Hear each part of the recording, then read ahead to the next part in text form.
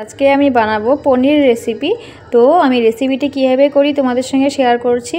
তো তোমরা ফুল ভিডিওটা দেখবে, ওয়াচ করবে ভিডিওটা ভালো করে, আরও দেখবে আমি কীভাবে বানাই, ঠিক আছে? তো তোমরা ভিডিওটা ফার্স্ট টু লাস্ট দেখতে থাকবে।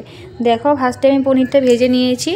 এই যে পনিরটা হালকা করে ভেজে নিয়েছি, বেশি লাল লাল করিনি, লাল করলে ভালো লাগে না। আর এদিকে দেখো কড়াই বসিয়ে দিয়েছি, কড়াইয়ের তেল গরম হয়ে গেছে, তেজপাতা দিয়ে দিয়েছি, ফোড়ন তেজপাতা দিয়েছি। এখন দেখো আমি কি কি দিচ্ছি। নুন দিয়ে দিব, স্বাদ অনুযায়ী নুন দিবে, তোমরা যতটুকু নুন খাও। আমি দিয়ে দিলাম স্বাদ অনুযায়ী নুন। এখন হলুদ দিয়ে দিব, হলুদের গুঁড়া।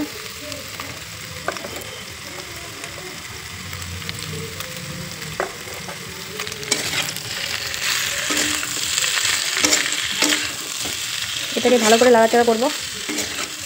আলুটাকে একদম মশলা দিয়ে কষা কষা করব, কষাবো আলুটাকে।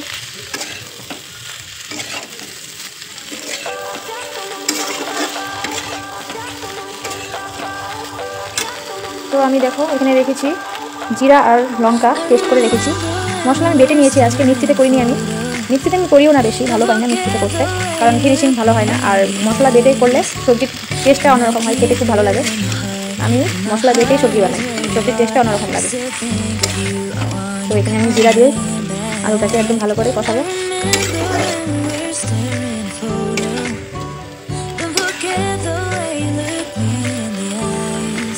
কুচি কুচি করে টমেটো রেখে দিয়েছিলাম, টমেটোটা দিয়ে দেবো এখানে।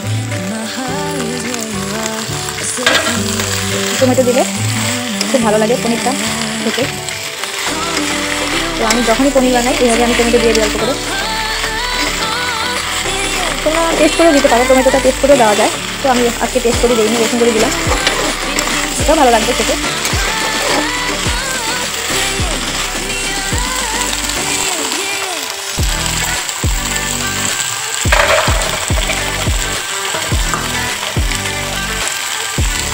দেখো মটরশুঁটি, কড়াইশুঁটি বলো তোমরা অনেকে, তো কড়াইশুঁটি আমি এখানে তুলে রেখেছিলাম, আজকে এখন দিয়ে দিচ্ছি এখানে। দেখো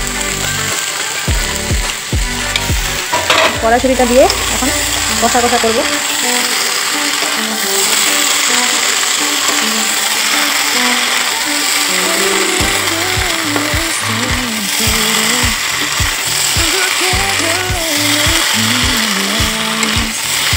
একদম আলুটা কষে নিয়েছি আমি। যখন দেখবে যে আলুর গায়ে একদম মশলা লেগে গেছে, তখন ভাববে যে মশলাটা কষানো, একদম সবজিটা কষানো হয়ে গেছে। দেখো একদম পুরো মশলাটা লেগে গেছে আলুর সঙ্গে, দেখেছো? একদম পুরো শুকনো শুকনো হয়ে গেছে। দেখো, তো এখন আমি এখানে পরিমাণ অনুযায়ী জল দিয়ে দিব। দেখো জল দিয়ে দিলাম।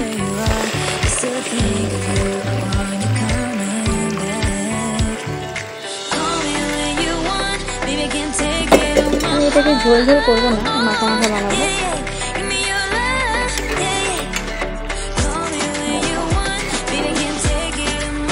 জলটা টেনে নেবে, আমি অত ঝোল ঝোল রাখবো না, আজকে একটু গ্রেভি গ্রেভি বানাবো।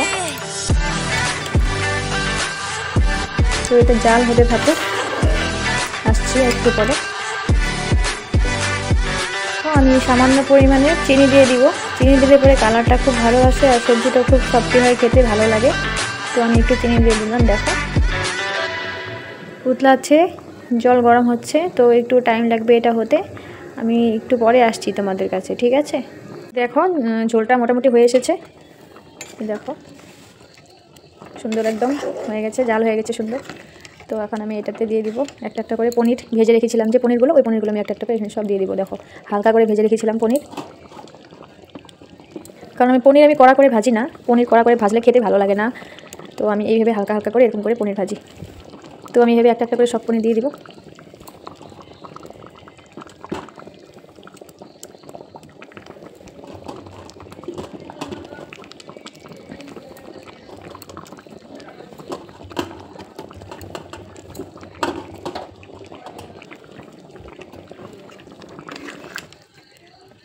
পনিরটা আগেই দিতে নেই, কারণ আগে দিলে পরে পনিরগুলো ভেঙে যাবে।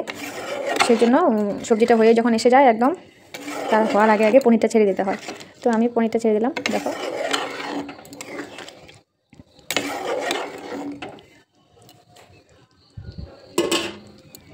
সবজিতে আমি অ্যাকচুয়ালি গরম মশলা দিয়ে দিই হওয়ার আগে আগে, আজকে গরম মশলা ছিল না, তাই আমি একটু ধনিয়া পাতা দিয়ে দিচ্ছি।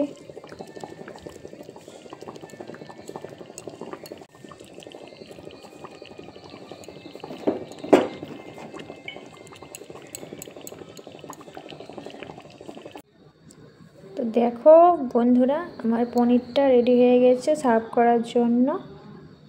তো তোমাদের আমার এই পনির রেসিপিটা কেমন লাগলো লাইক কমেন্ট করে জানিয়ে দিবে।